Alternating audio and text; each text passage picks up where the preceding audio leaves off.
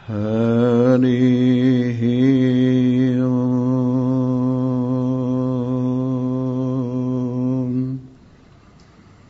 भू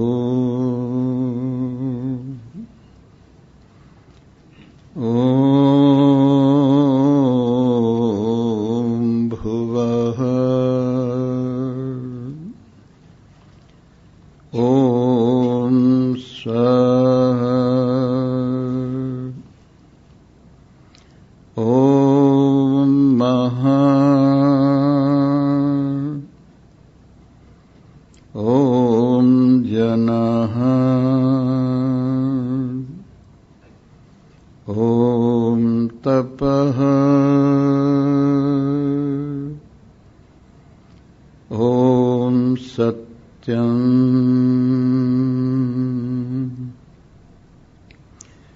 ओम विश्वानि देव सवितुर्दुरितानि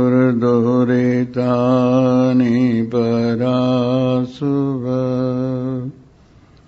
यद्भद्रं तन्नासुव।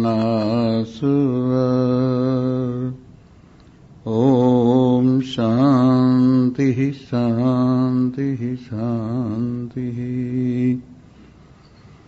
शंकरं शंकराचार्यं केशवं बादरायणं सूत्रभाष्यकृतौ वन्दे भगवन्तौ पुनः पुनः।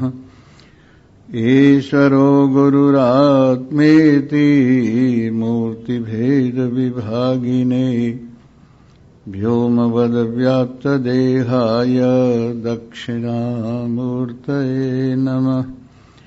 ॐ पूर्णमदः पूर्णमिदं पूर्णात् पूर्णमुदच्यते पूर्णस्य पूर्णमादाय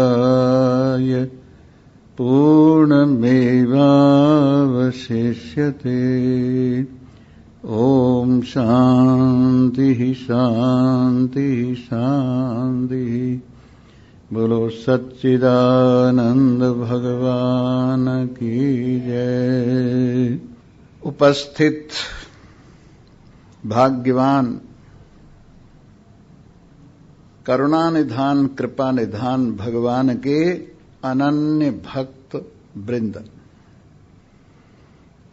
समस्त संसार की संपत्तियों में से परमात्मा संपत्ति को छांटने वालों, संसार के इस प्रपंच से अपना मन दूर रखने की इच्छा वालों, परम सत्य परम पद परमात्मा देव को पाकर सुखी होने की इच्छा वालों, आओ आज हम इतवार के दिन परमात्मा पर पूर्ण एतवार लाएं और भवसागर से पार हो जाए। कल तक की व्याख्या चल रही थी द्वाविमौ पुरुषौ लोके क्षरश्चाक्षर एव च।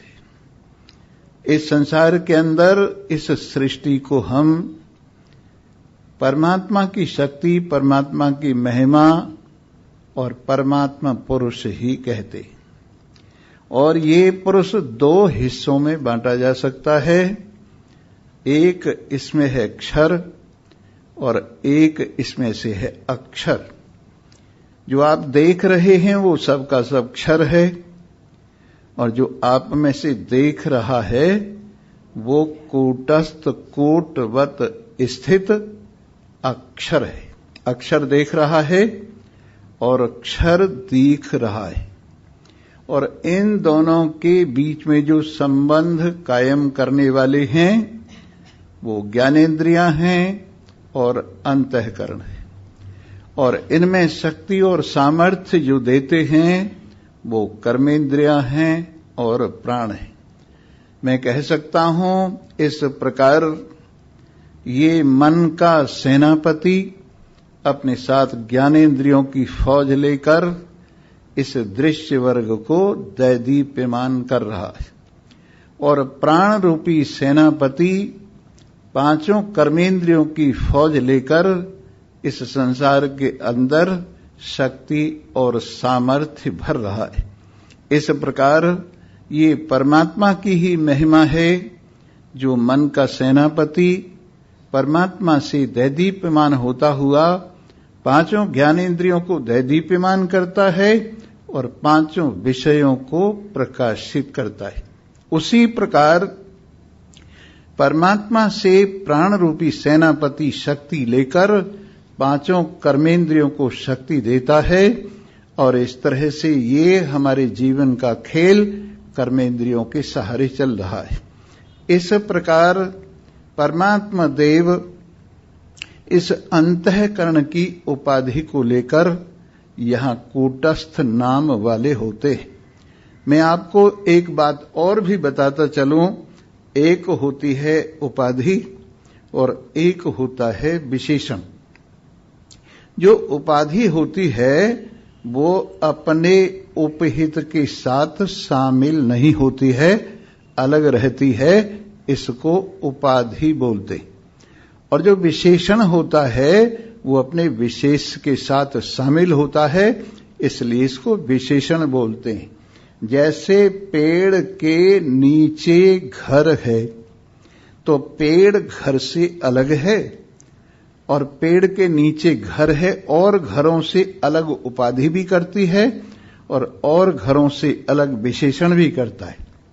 ये दोनों काम एक ही हैं, लेकिन जो उपाधि करती है वो अपने उपहित में शामिल नहीं होती। जैसे पीपल के पेड़ के नीचे ये देवदत्त का घर है तो पीपल का पेड़ अलग है और घर अलग है, पर पीपल के पेड़ के जो नीचे वाला पेड़ वो घर है उसको दिखाता है और नीम के नीचे, आम के नीचे जो घर हैं उससे इनको अलग करता है, इसलिए उपाधि कहलाती है। और विशेषण होता है जो अपने विशेष में शामिल हो। जिस तरह से ये टीन वाला घर है, ये ईंटों वाला घर है, तो ईंटों वाला घर और टीन वाला घर, ये ईंट और टीन इसके विशेषण हैं, क्योंकि टीन घर में शामिल है और ईंट घर में शामिल हैं, इसलिए इसको हम विशेषण कहते हैं। वैसे ही ये अंतःकरण, ये प्रमाता का तो कहलाता है विशेषण और कूटस्थ की कहलाती है उपाधि। इस प्रकार क्षर और अक्षर, जिसके अंदर कूटस्थ और जीव प्रमाता, इन दोनों की महिमा गाई गई है, वो इसी बात को लेकर गाई गई है कि अंतःकरण, उपहित अंतःकरण से ढका हुआ जो चेतन है वो कूटस्थ कहलाता है और वो सदा एक रस रहता है। क्योंकि ये उपाधि उसमें शामिल नहीं है, उपाधि कुछ गड़बड़ नहीं करती है, इसलिए कूटवत एक रस रहने वाला ये कूटस्थ कहलाता है। इसके बाद जो विशेषण है जो आपने सुना, जैसे अंतःकरण प्रमाता का विशेषण है, क्योंकि अंतःकरण प्रमाता में शामिल है। इस प्रकार क्षर प्रकृति जो विशेषण रूप से विराजमान है और अक्षर प्रकृति जो कूटस्थ रूप से विराजमान है और ये जीव रूप से विराजमान है, ये क्षर और अक्षर दोनों परमात्मा की प्रकृति कल आपको बताई गई। और एक बात और बताई गई, उत्तमः पुरुषस्त्वन्यः परमात्मेति उदाहृतः। मैं इसको आपको चार तरह से बतलाऊंगा। जैसे एक घड़ा है और उस घड़े में जितना आकाश समा सकता है और घड़ा समेत जितने आकाश में घड़ा है, ये सब घटाकाश कहलाता है। इसके बाद इसमें हमने पानी भर दिया और पानी भरने के बाद जो सितारे वाला आकाश इसमें दिखाई देता है वो जलाकाश कहलाता है। इसके बाद ऊपर मेघ हैं, मेघों की कल्पना करके जो मेघों के अंदर आकाश का प्रतिबिंब है वो मेघाकाश कहलाता है। और जो शुद्ध आकाश इससे अलग है वो शुद्ध आकाश कहलाता है। तो कूटस्थ और शुद्ध आकाश की एकता तो बिना किसी काट छांट के ज्यों की त्यों है, क्योंकि कूटस्थ भी शुद्ध है और जो शुद्ध आकाश है वो भी शुद्ध है। लेकिन जहां पर जीव की और ईश्वर की एकता कही जाती है तो वो भाग त्याग लक्षणा से होती है, और ईश्वर में से माया का बाध करके, जीव में से अविद्या का बाध करके इन दोनों को एक किया जाता है।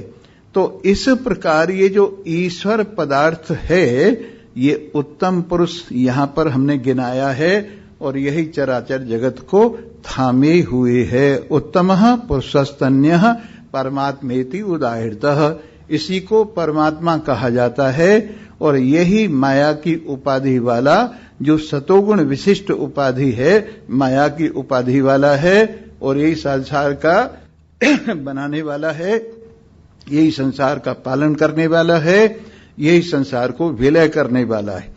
और ब्रह्मा विष्णु महेश ये तीनों इसी ईश्वर में से अकार उकार मकार, इन तीनों मात्राओं की जो ओम की मात्राएं हैं, ये तीन रूप से ईश्वर ही विराजमान है। जब जगत की सृष्टि करता है तब इसका नाम ब्रह्मा होता है, जब जगत का पालन करता है तो इसका नाम विष्णु होता है, जब जगत को निवृत्त करता है तो इसका नाम शिव होता है। और फिर इनकी शक्तियां होती हैं, जो पैदा करने वाली शक्ति है वो ब्रह्माणी है, जो पालन करने वाली शक्ति है वो लक्ष्मी है, और जो विनाश करने वाली शक्ति है वो काली है। इस प्रकार से इन देवताओं की तीन शक्तियां हुई। फिर इन देवताओं के गण होते हैं। जो पैदा करने वाले ब्रह्मा जी के साथ गण हैं वो प्रजापति कहलाते हैं, और जो पालन करने वाले विष्णु भगवान के साथ गण हैं वो देवता कहलाते हैं, और जो विनाश करने वाले शिव जी के साथ जो गण हैं वो भूत प्रेत पिशाच कहलाते हैं। इस प्रकार ये तीनों के अलग अलग गण हैं, तीनों को देखकर। तो इस तरह से ये एक ही माया से अनेक रूप होकर के भासता है। जिस समय जनक जी के यहाँ शास्त्रार्थ हुआ तो उसमें बड़े बड़े विद्वान आए थे, याज्ञवल्क्य भी थे, और साकल्य नाम का एक ऋषि भी था, और उनमें गार्गी नाम की एक देवी भी थी। तो जब शास्त्रार्थ होने लगा तो गार्गी ने इनसे पूछा याज्ञवल्क्य जी से कि ये बताइए कितने देवता हैं। उन्होंने कहा 33 करोड़ देवता हैं। फिर वो कहने लगे और इनको छोटा कीजिए, 33 देवता हैं, और इनको छोटा कीजिए तो 11 देवता हैं, फिर इनको और छोटा कीजिए तो 5 देवता हैं, इनको और छोटा कीजिए तो 3 देवता हैं, इनको और छोटा कीजिए तो 1.5 देवता है, इनको और छोटा कीजिए तो 1 देवता है। अब ये कैसे हैं? सारे मिलाकर के जितनी भी शक्ति सामर्थ्य हैं उन सब सामर्थ्यों के अलग अलग देवता गिने जाएं तो वो 33 करोड़ कहलाते हैं। परंतु वो 3 गणों में हैं, सतोगुण रजोगुण तमोगुण, ब्रह्मा विष्णु महेश के गणों में हैं। इसलिए 33 करोड़ को हम 33 में और फिर 3 में गिन सकते हैं। फिर इसके बाद में ब्रह्म और माया ये 1.5 देवता कहा जाता है, और शुद्ध ब्रह्म 1 देवता कहलाता है। तो इस प्रकार ये एक देवता सभी देवताओं में विराजमान है। इसलिए इसको कहा हमने ईश्वर रूप से यही उत्तम पुरुष है, ईश्वर रूप से सृष्टि को बनाने वाला यही है, ईश्वर रूप से सृष्टि को पालन करने वाला यही है, ईश्वर रूप से सृष्टि को अपने में विलय करने वाला यही है। और जीव और ईश्वर की एकता भाग त्याग लक्षणा से ईश्वर में से माया का बाध करके और जीव में से अविद्या बाध करके दोनों की एकता मानी गई है। अब थोड़ी सी बात और हम कर लें। एक प्रेम भी ऐसी चीज है, भगवान का प्रेम। अब ये खन्नानंद जी की कैसेट में आ रहा था प्रेम की बात, और उन्होंने ये बताया कि भगवान अगर किसी के इष्ट देव हैं और उनको साकार रूप से वो मानता है, उनको सगुण रूप से मानता है, तो उससे यदि मिलना चाहता है तो उसको प्रेम होना चाहिए। प्रेम के बिना भगवान मिलते नहीं हैं। परंतु एक बात मैं और जोड़ दूं, जिन भगवान को आपने प्रेम से जाना है उन भगवान को ज्ञान से समझा भी जाता है, और जब ज्ञान से समझा जाता है और प्रेम से माना जाता है तो बिल्कुल शुद्ध एकता होती है। इसके लिए गोस्वामी तुलसीदास जी ने एक बात कही है, बहुत सुंदर। जाने बिना न होए परतीति, बिन परतीति होई नहीं प्रीति, प्रीति बिना नहीं भगति दृढ़ाई, जो खगेश जल की चिकनाई। काकभूषण जी गरुड़ जी को समझा रहे और बता रहे हैं कि हम अगर किसी को नहीं जानते हैं तो उसमें हमारा विश्वास नहीं होता है। जानने के लिए, जानना किस लिए जरूरी है? विश्वास के लिए जरूरी। अगर विश्वास नहीं है तो जानना बनता नहीं है। इसलिए विश्वास के लिए जानना जरूरी है। बिन प्रतीत हो नहीं प्रीति, और बिना जाने बिना विश्वास के प्रीति नहीं होती है। और अगर प्रीति नहीं है तो भक्ति दृढ़ नहीं होती। जैसे एक कपड़ा है, उसको पानी में डाल दिया, पानी में डालने पर चिकना तो हो गया, पर उसकी चिकनाहट सदा रहने वाली नहीं है, वो हवा के झोंकों में उड़ जाती। वैसे ही बिना प्रीति के भक्ति ऐसे ही है जैसे पानी की चिकनाई है, लेकिन अगर इसको घी में चिकना किया जाए तो फिर चिकनाहट उड़ने वाली नहीं है। वैसे ही आपकी भक्ति अगर प्रीति के घृत में सनी हुई है तो फिर कहीं भी जाने वाली नहीं है। और एक बात और आपको बताएं, शुद्ध भक्ति परमात्मा के साथ एकता का नाम है। जो शुद्ध भक्ति है वो धीरे धीरे परमात्मा के नजदीक आपको ले जाती है, दूरी कम होती हुई चली जाती है। आप भगवान के गुण गाते गाते अलग यानी बिल्कुल आगे बढ़ते जाते हैं, और आगे बढ़ते बढ़ते परमात्मा के साथ एक हो जाते हैं। ये भक्ति का अंतिम रूप है कि जब मैं थी तब हरे नहीं, अब हरे हैं मैं नाहे, प्रेम गली अति सांकरी, जा मैं दो न समाहे। जब मैं थी तब हरि नहीं, जब ये मैं थी, कौन सी मैं? शरीर को मैं मानने वाली मैं, स्त्री पुरुष के संबंध को मैं मानने वाली मैं, बाल बच्चों के साथ संबंध को मैं मानने वाली, मेरा मानने वाली मैं।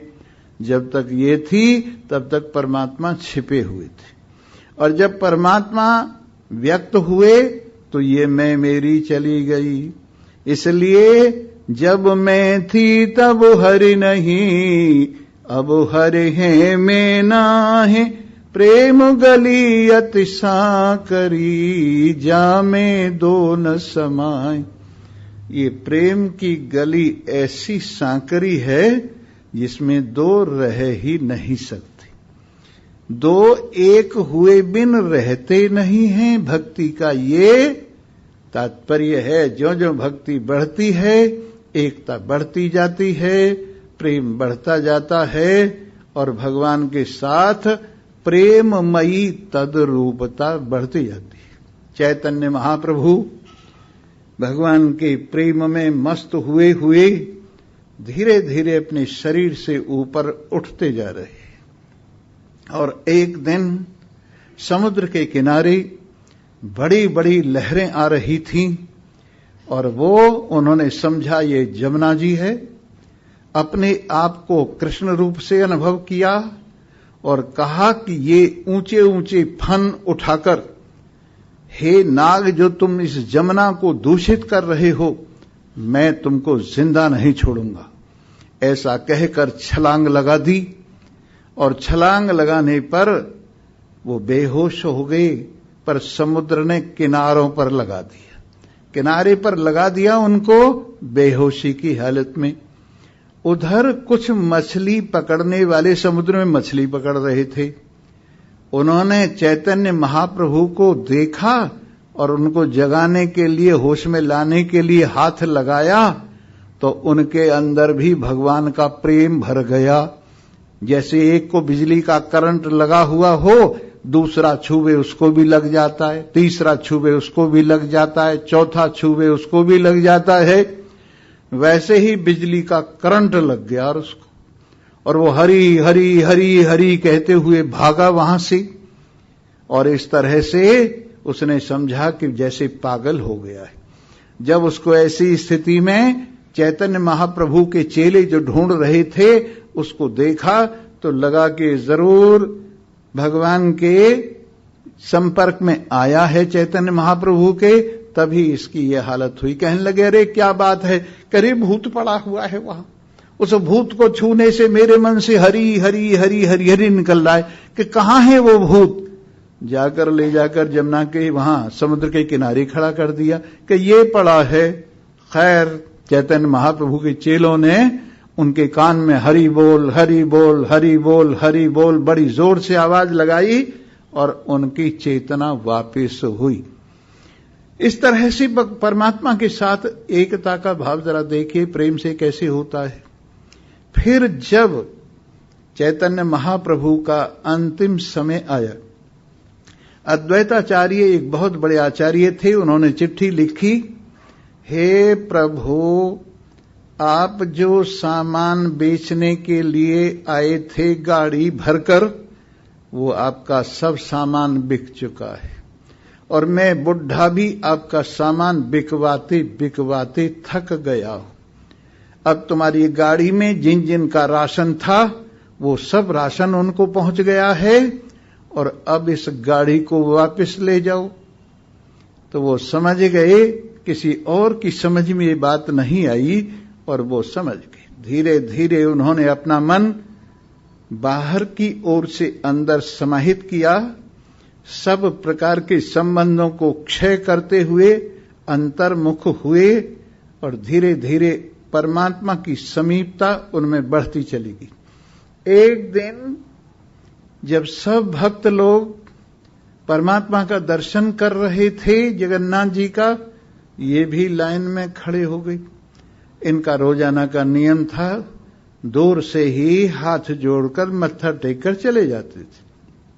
लेकिन आज तो एक विचित्र घटना हुई और वो एक घटना हुई, वो कहने लगे, हे जगन्नाथ, तूने काठ के वस्त्र पहने हुए, हे जगन्नाथ, मुझे तूने हड्डी चमड़ी के वस्त्र दे दिए हैं। ये कल्पित अलगाव कब तक रहेगा? अब मुझसे विरह सहन नहीं होता है। अब मैं इस शरीर के थैले में, चमड़े में कैद नहीं रह सकता हूं। अब मुझे तुम्हारा सामीप्य, तुम्हारे साथ एकता चाहिए। और धीरे धीरे धीरे धीरे आगे बढ़ते चले गए। पुजारी ने कहा, कहां जा रहे हो प्रभु? आप तो दूर से ही दर्शन करके चले जाए करते थे, आज ये क्या हो रहा है? कहने लगे, बस अब हो चुका जो कुछ हो रहा है। अब जगन्नाथ से मेरे को अलग नहीं रखा जा सकता। जगन्नाथ मुझे अपनी ओर बुला रहा है, जगन्नाथ मुझे अपने में आकर्षित कर रहा है, जगन्नाथ ने मुझे आवाज लगाई है। और धीरे धीरे धीरे धीरे उनका शरीर जगन्नाथ जी की मूर्ति में एक रूप हो गया और वहां केवल जगन्नाथ ही मुस्कुराते हुए विराजमान थे। देखिए, आत्मा की एकता तो आप रोज सुनते हैं, आत्मा परमात्मा की एकता, लेकिन एक प्रेमी, भगवान को चाहने वाला, भगवान के प्रति समर्पित शरीर से ही भगवान को प्राप्त हो गया। शरीर समेत भगवान के शरीर में, सर्वव्यापक शरीर में एक रूप हो गया। मीराबाई के बारे में भी यही सुनते हैं, कबीर के बारे में भी यही सुनते हैं, कई संतों के बारे में ऐसा सुनते हैं कि उनके शरीर के ऊपर ये चिंतन हावी हो गया, अरे मन तो रंगता ही है, भक्त का शरीर भी रंग जाता है। एक बार की बात है, एक कड़िया जो मकान बनाते हैं, मकान चुनते हैं, वो भगवान का बड़ा भक्त था। हर वक्त परमात्मा का नाम जपता रहता था, हर वक्त परमात्मा से लौ लगी रहती थी। और इस तरह से वो चुनता हुआ दीवार को लगा हुआ था भगवान के नाम में, इतने में दीवार गिर गई और दीवार के नीचे बहुत से कारीगर दब गए, कड़िया दब गई, मजदूर दब गए और उसका शरीर भी दब गया। ज्ञानेश्वर जी को पता लगा कि इस तरह से वो भक्त दीवार के नीचे दब गया है, उसका अंतिम संस्कार होना चाहिए, लेकिन पता कैसे लगेगा? तो उन्होंने कहा, जिसकी हड्डियों में से भगवान का नाम निकल रहा हो, जिसकी हड्डियों में भगवान का नाम हड्डियों में भी प्रवेश कर गया हो, तो वो हड्डियां जो ठटरी निकाली गई दीवार के नीचे से, एक ठटरी में से भगवान के नाम की आवाज आ रही थी।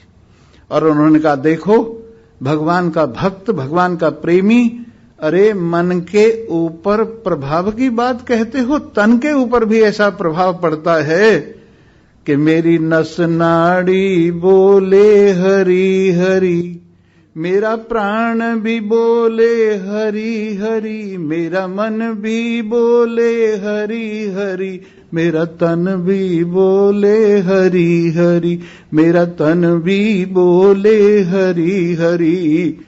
शरीर में भी ऐसी स्थिति आ गई। अभ्यास ऐसी ही चीज है, जिस किसी ने अभ्यास और वैराग्य इन दो का सहारा लिया है, संसार से अपने मन को हटाकर रखा है और परमात्मा का निरंतर अभ्यास किया है, वो अभ्यास के बल से किस प्रकार से परमात्मा के नजदीक पहुंचते जाते हैं, इसे अनुभवी लोग ही जानते हैं, इसे कोई मस्ताने लोग ही जानते हैं। साधारण आदमियों की बुद्धि से ये आगे की बात है। पर हां, संत लोग कृपा करें, भगवान की कृपा हो जाए तो वो भी जान सकते। भगवान जब दिव्य नेत्र देते हैं, भगवान जब दिव्य दृष्टि देते हैं, संत जब दिव्य दृष्टि देते हैं, शास्त्र जब दिव्य दृष्टि देता है, अपना पुरुषार्थ जब दिव्य दृष्टि देता है, तो भक्त परमात्मा के साथ एक रूप हो जाता है। और उसकी एक रूपता साधारण लोगों को पता नहीं है। ये मोहब्बत का राग ऐसा राग है जो हर साज पे गाया नहीं जाता। मोहब्बत के लिए कुछ खास दिल मखसूस होते हैं, ये वो नगमा है जो हर साज पे गाया नहीं जाता। मोहब्बत करने के लिए कुछ दिल ही निश्चित होते हैं, हर कोई परमात्मा से मोहब्बत नहीं कर सकता। अरे बात यह है कि एक बार ऐसा हुआ, कानपुर में से गंगा बहती हुई इलाहाबाद जाती है, तो त्रिवेणी इलाहाबाद में है ही। कुछ लोगों ने सोचा चलो कल को पूर्णमासी है, आज रात को हम यात्रा करते हैं पूर्णमासी के चंद्रमा की चांदनी में, और नाव से चल करके इलाहाबाद पहुंचेंगे और त्रिवेणी में स्नान करेंगे। बस जी वो भांग छान के, भांग पी के और बैठ गए, और बैठ के चप्पू चलाना शुरू कर दिया। रात भर चप्पू चलाते रहे। सुबह हुई, देखा तो वही कानपुर का कानपुर, वही घाट। कहने लगे ये क्या गड़बड़ है। उतर के देखा रस्सा खोला नहीं था, वो रस्सा खूंटे से बंधा हुआ था। वैसे ही हम पीछे तो संसार के खूंटे से अपने मन का रस्सा बांधे रखते हैं, अपनी मोह माया से अपना रस्सा बांधे रखते हैं, और यहां चप्पू चलाते रहते हैं, भगवान की ओर बढ़ रहे हैं, भगवान की ओर चल रहे हैं, भगवान की ओर चल रहे हैं। लेकिन वहां देखे तो क्या होता है, वो रस्सा नहीं खोला। सुनो, बोलने की जरूरत नहीं है, अगर बोलोगे तो गड़बड़ हो जाएगी। बोलो सच्चिदानंद। हाँ जी हाँ, तो इस प्रकार से ये रस्सी खोलो और फिर चप्पू चलाओ तो अपने ठिकाने पर पहुंच जाओ। मेरठ से गढ़, गढ़ का स्थान बड़ा प्रसिद्ध है। गढ़ का मेला लगता है कार्तिक की पूर्णमासी को, बड़ी दुनिया आती है। तो कुछ लोगों ने सोचा चलो यहां से मेरठ से सूरज कुंड से चालू होंगे और ये जो ऊंट गाड़ी हैं, ऊंट गाड़ियों में बैठ बैठ के स्नान करने के लिए गढ़ चलते। बैठ गए। अब ऊंटों की लाइन गाड़ियों की बहुत लंबी, सब सो गए, रात्रि का टाइम था। ऊंट चलते रहे। चलते चलते एक पेड़ के पत्ते एक ऊंट खाने लगा और लौट गया। उसके लौटते ही सारे लौट गए और जब सुबह हुई तो वहीं मेरठ के मेरठ में रखे हुए। वैसे हमारा मन का ऊंट, मन का ऊंट कैसा, इसके बैठते हुए भी मुश्किल, इसके खड़े होते हुए भी मुश्किल। ये ऊंट ऐसा है, मन का ऊंट बड़ा ऊत है। तो जी हां, तो क्या हुआ कि जैसे वो ऊंट लौट आए वैसे ही हम परमात्मा से मिलने चल रहे, परमात्मा के मेले में जा रहे हैं।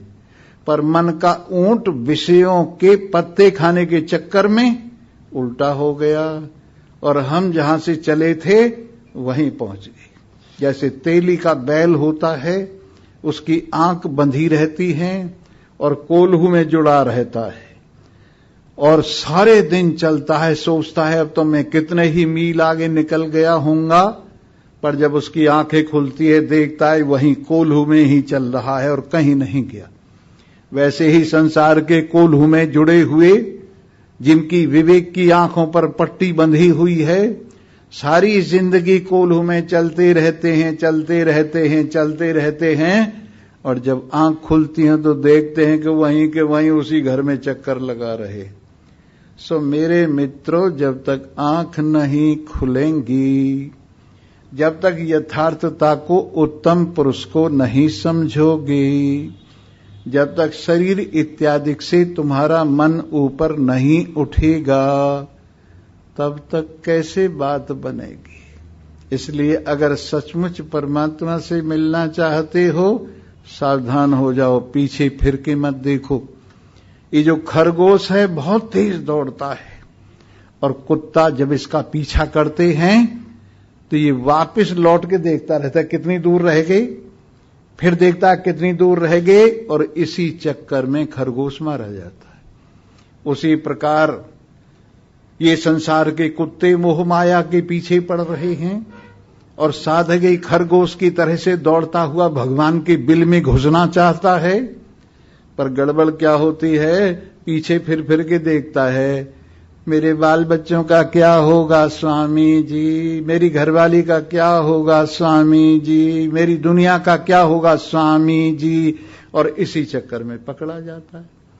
इसलिए जो पीछे की ओर फिर के देखता है वो पत्थर हो जाता है। एक जगह की बात है, समुद्र के किनारे पर एक बाबा जी की कुटिया थी और वहां से एक रास्ता जाता था सिंघल द्वीप, और सिंघल द्वीप की राजकुमारी बहुत सुंदर थी।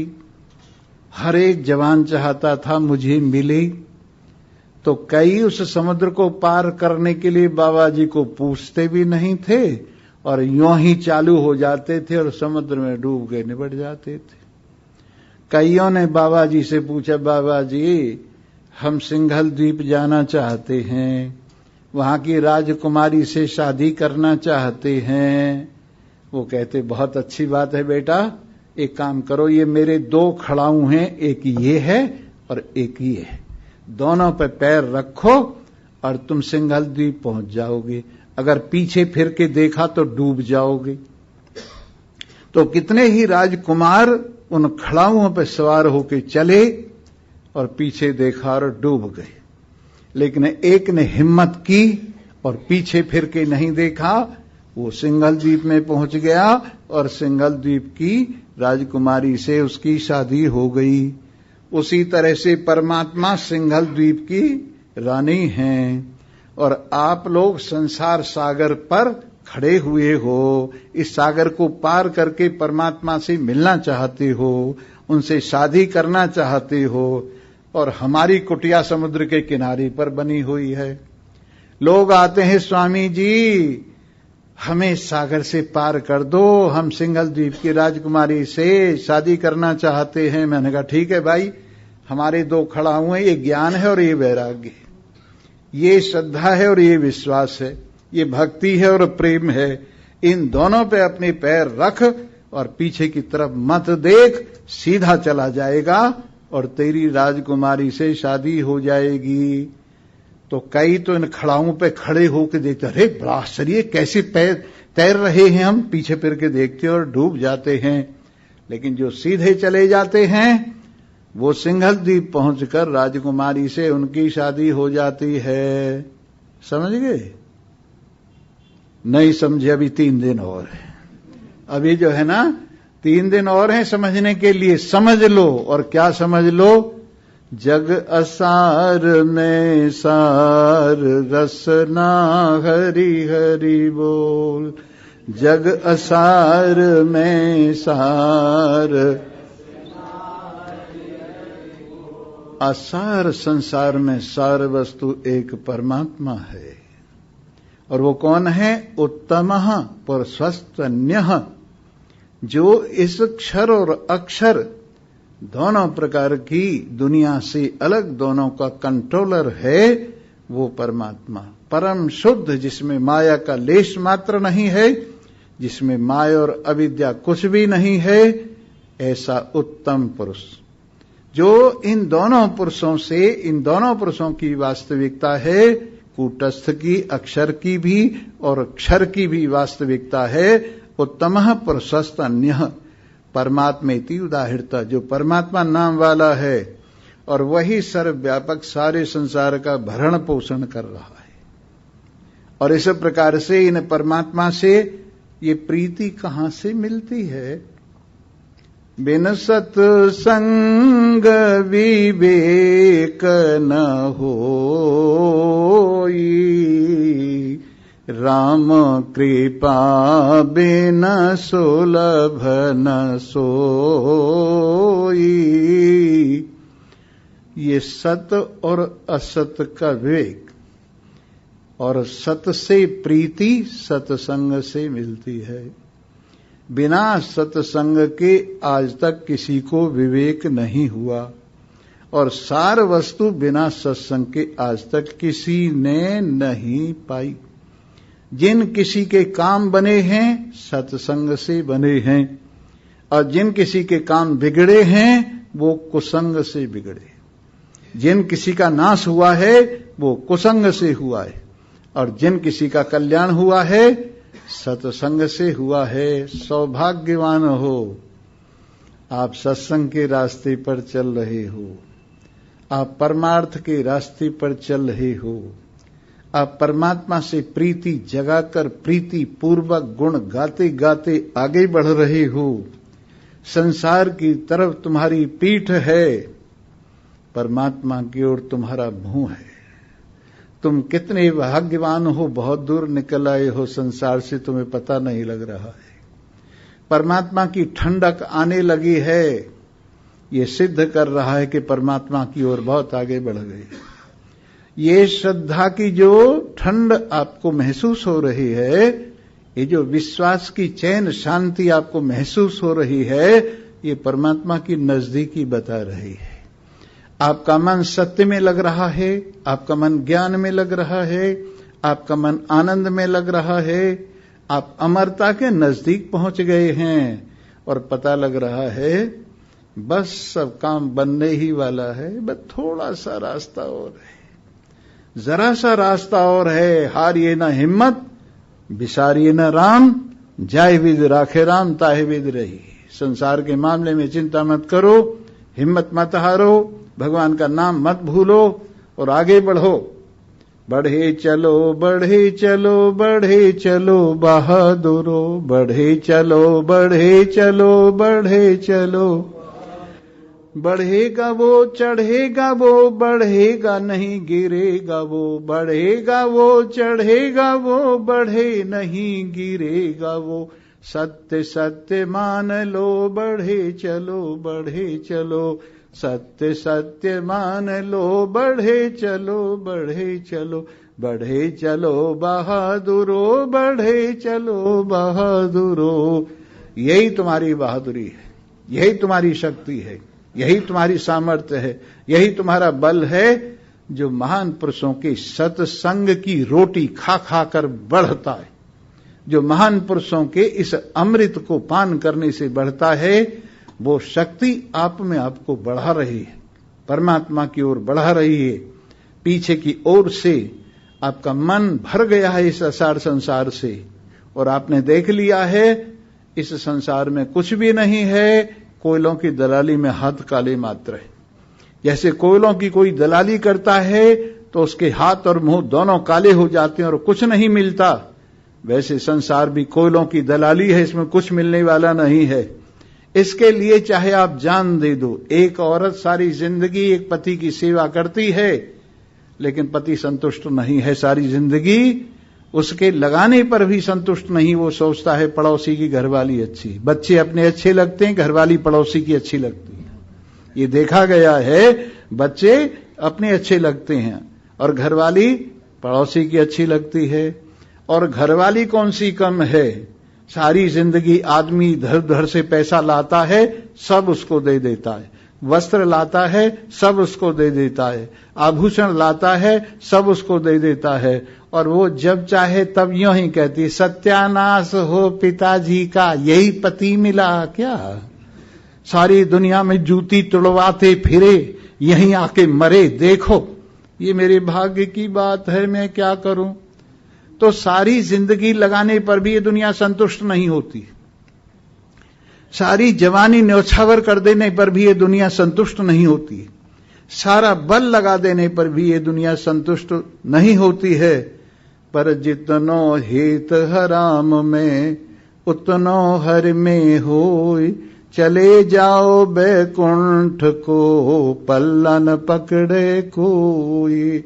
जितनो हेत हराम में, दुनिया के मामले में जितना मन है, अगर उससे 10वां हिस्सा भी परमात्मा की ओर लग जाए, जितनो हेत हराम में उतनो हरि में होय, चले जाओ बैकुंठ को पल्ला न पकड़े कोई। सीधे अपने घर पहुंच जाओ, लेकिन कैसे मन लगाओ, पूरा मन लगा दो और परमात्मा की महिमा को सुन सुनकर परमात्मा की ओर पूरे जोर से चलो। परमात्मा की महिमा सुनिए। नागनिया बन के डस गई श्यामा तेरी बांसुरिया, नागनिया बन के डस गई श्यामा तेरी बांसुरिया, तेरी बांसुरिया हो श्यामा तेरी बांसुरिया। सौतनिया बन के डस गई श्यामा तेरी बांसुरिया। ससुरा जागे सासू जागे, जागे ननदुलिया। ससुरा जागे सासू जागे, जागे ननदुलिया। मैं कैसे आऊं श्यामा मेरी बाजे पायलिया। मैं कैसे आऊं श्यामा मेरी बाजे पायलिया। नागनिया बन के डस गई श्यामा तेरी बांसुरिया। सौतनिया बन के डस गई श्यामा तेरी बांसुरिया। सावन गरजे भादों बरसे, चमके बिजुरिया। सावन बरसे भादों गरजे, चमके बिजुरिया। मैं कैसे आऊं श्यामा मेरी भीजे चुनरिया, मैं कैसे आऊं श्यामा मेरी भीजे चुनरिया। सौतनिया बन के डस गई, हाँ सांपनिया बन के डस गई श्यामा तेरी बांसुरिया। मथुरा ढूंढ वृंदावन ढूंढा, ढूंढा गोकुलिया। मथुरा ढूंढ वृंदावन ढूंढा, ढूंढा गोकुलिया। मैंने ढूंढा गोकुलिया, मैं कैसे आऊं श्यामा, मैं तो हो गई पागलिया। नागनिया बन के डस गई श्यामा तेरी बांसुरिया। बैरागन होई के डस गई श्यामा तेरी बांसुरिया। गौएं छोड़े बछड़े छोड़े, छोड़ी खड़खड़िया। मैंने गौएं छोड़े बछड़े छोड़े, छोड़ी खड़खड़िया। मैंने सूनी सेज पिया की, छोड़ी सुन ले सांवरिया। मैंने सूनी सेज पिया की, छोड़ी सुन ले सांवरिया। मैं कैसे आऊं श्यामा, मैं कैसे आऊं श्यामा मेरी बाजे पायलिया। नागनिया बन के डस गई, हाँ सौतनिया बन के डस गई श्यामा तेरी बांसुरिया। जी हाँ, जिनके हृदय में विरह के बाण लगे और वो भी विषैले बाण विष में बुझे हुए, उसकी पीड़ा वही जानता है। वैसे ही भगवान के गुणानुवादों के ज्ञान के बाण, जिनके अंदर संसार को मारने के लिए, हृदय तक से संसार को निपटाने के लिए ज्ञान का विष लगा हुआ है। और महान पुरुष जिसको बड़ी जोर से अपनी वाणी की कमान से छोड़ते हैं, जब ये विष भरे बाण हृदय में चुभते हैं तो प्राणों को बाहर निकाल लेते हैं, उसकी जगह प्रीति का बगीचा लगा देते हैं।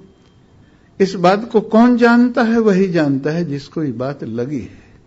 इस प्रकार से ये उत्तम पुरुष क्षर और अक्षर दोनों से जो परे तेरे हृदय में विराजमान तेरा अपना स्वामी, इसको यदि तू वर्ण कर लेवे, चुन लेवे, इसी का अपना सारा, इसके साथ अपना हित जोड़ देवे, इसके साथ अपनी जाति बिरादरी जोड़ देवे, इसी के साथ सारे संबंधों को जोड़ देवे और इसी के साथ तो एक रूप अंदर से बाहर से हो जाए तो तेरी जिंदगी जिंदा हो जाए। जिंदगी जिंदा दिली का नाम है।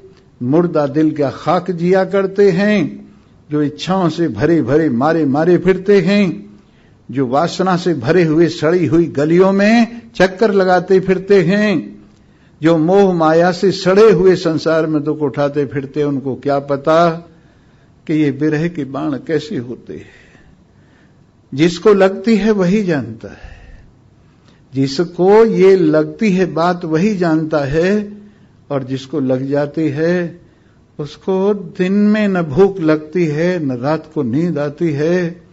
केवल अपने प्रियतम के रंग में रंगे हुए ऐसे रंग जाते हैं, ऐसे रंग जाते हैं कि सारा जीवन इस प्रेम रस में रंगा हुआ रह जाता है। न लाभ का पता है, न हानि का पता है, न जय का पता है, न पराजय का पता है, न इज्जत आबरू का पता है, न वित्तैषणा इत्यादि का पता है।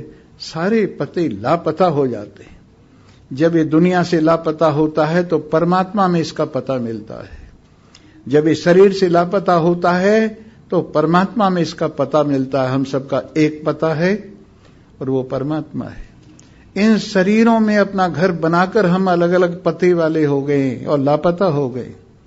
लेकिन यही स्नेह परमात्मा के चरणों में आ जाए, उत्तम पुरुष के चरणों में आ जाए, क्षर और अक्षर दोनों की मैं मेरे की कल्पना छूट जाए, तो फिर मौज ही मौज है। इसलिए ज्ञानियों की, समझदारों की मौज है, बाकी ना समझों की मौत है। इसलिए हिम्मत कीजिए, डट करके पीजिए, इतना इस अमृत को पीजिए कि कानों से उबल उबल कर बाहर निकलने लगे।